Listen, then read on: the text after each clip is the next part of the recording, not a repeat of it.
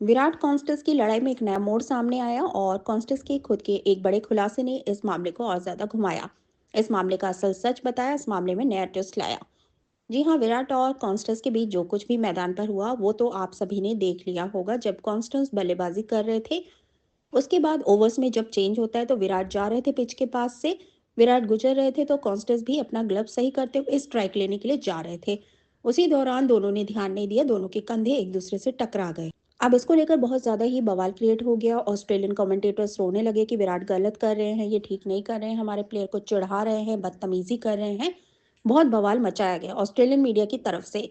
In fact Indian media की तरफ से भी, और कई भी जो इंडियन सारे पूर्व खिलाड़ियों ने विराट के इस जेस्चर को ठीक नहीं माना और कहा कि विराट ये मतलब गैर ज़रूरी था, विराट इसको अवॉइड कर सकते थे, ये ठीक नहीं था। रवि शास्त्री ने भी बोल दिया कि ये अननेसेसरी था, ज़रूरी नहीं था। जिसके बाद हुआ ये कि विराट को मतलब बेमतलब की फटकार भी सुनने को मिली और उनकी जो फीस है वो भी 20% तक काट ली गई।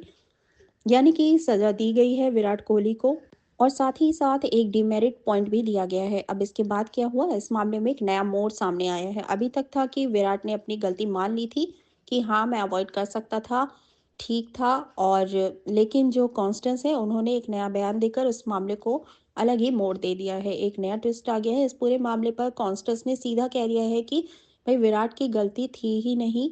जी हाँ, प्रेस कॉन्फ्रेंस में सैम कॉन्स्टेंस ने कहा है कि विराट की गलती नहीं थी, वो गलती से मुझसे टकरा गए थे। और ये क्रिकेट और तनाव में ऐसा हो जाता है। मुझे लगता है कि हम दोनों पर जज्बात हावी हो गए थे। मुझे समझ में ही नहीं आया, मैं अपने दस्ताने पहन रहा था, अचानक से उनका कंधा मुझसे टकराया। क्रिकेट में ये सब होता रहता है।